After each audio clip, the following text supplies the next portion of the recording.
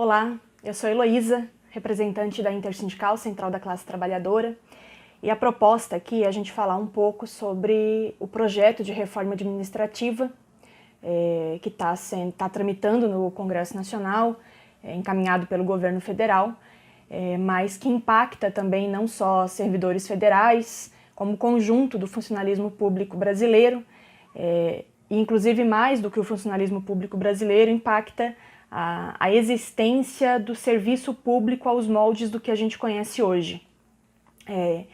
Então, primeiro, pontuar que essa reforma ela é mais do que uma reforma administrativa, é uma reforma de Estado, é uma reforma que pretende transformar os patamares do que a gente tem hoje de serviços públicos à disposição da população brasileira.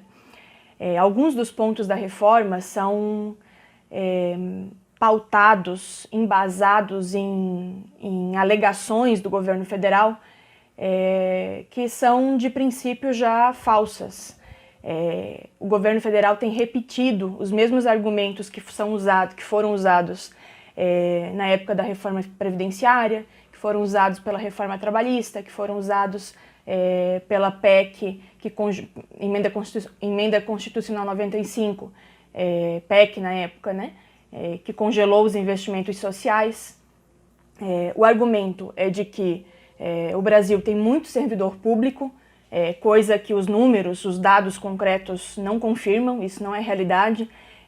Países do capitalismo central têm uma quantidade de servidores públicos proporcional ao tamanho da sua população muito maior do que o Brasil. E uma outra mentira que vem sendo propagada é de que os servidores públicos ganham salários muito altos. Isso também não é verdade. Levantamentos de um ano atrás apontam que quase 60% dos servidores públicos brasileiros recebem até 4 salários mínimos. E a maioria dos servidores brasileiros está nos municípios e nos estados, onde os salários são também salários mais baixos, né? Uma outra alegação que acho que é importante a gente atentar também é a fala do Guedes de que os servidores públicos que estão no alto escalão, servidores públicos da cúpula do funcionalismo público, recebem pouco. Essa é a fala deles, né? Que a cúpula recebe pouco e que a base do funcionalismo público recebe muito.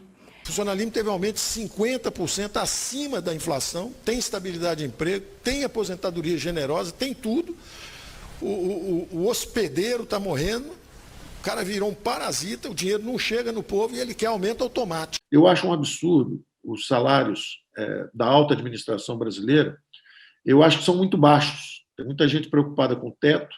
A minha preocupação é ao contrário. Você, para preservar pessoas de qualidade no serviço público, feito que nós temos, e eu tenho visto aqui em Brasília, estou olhando para o Bruno Dantas, que é um jovem ali. O Bruno Dantas, em qualquer banco, vai ganhar 2, 3, 4 milhões de dólares por ano, fácil. Então, é difícil convencer o Bruno a ficar no TCU no futuro. Vai ser muito difícil. Nós entendemos que é exatamente o contrário, né? Por isso, com essa alegação, o que o governo federal tem feito é que eles estão pautando e deixando grande parte dessa cúpula do funcionalismo público de fora da reforma. É o caso dos magistrados, e daí não é do Poder Judiciário como um todo, é dos magistrados, né, os juízes que estão fora da reforma administrativa.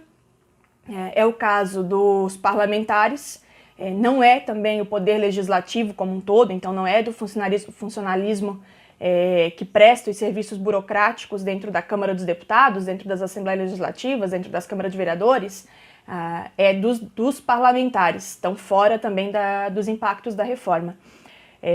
Então a pauta do governo federal é aprofundar a desigualdade, justamente com essa alegação de que se eles acreditam que a base ganha muito e a cúpula ganha pouco, a proposta deles é achatar na base os salários e os salários da cúpula poderem continuar subindo e criar uma disparidade salarial ainda maior do que a gente tem hoje no cenário do funcionalismo público brasileiro.